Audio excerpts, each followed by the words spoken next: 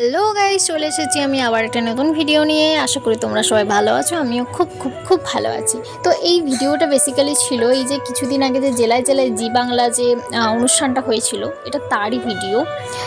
আর guys, তোমরা পেছনটা থেকে বুঝতেই পারছো কত লোক, কত ভিড়।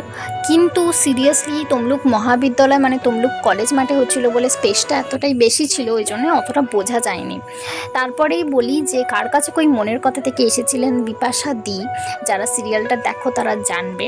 আর এসেছিলেন সারেগামাপা থেকে তন্ময়, খুবই সুন্দর গান করেন উনি। আর পেছনটা দেখতেই পাচ্ছ, সবাই এনজয় করছে, সবাই ডান্স করছে, নাচছে, ঠিক আছে। খুবই সুন্দর গান করেন উনি।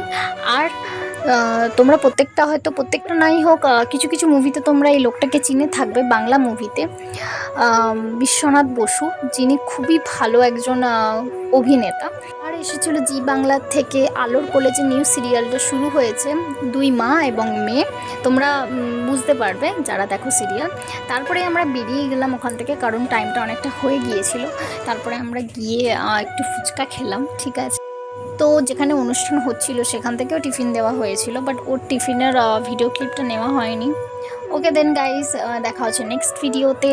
তো ভিডিওটা ভালো লাগলে like, comment, share, and okay then bye, see you.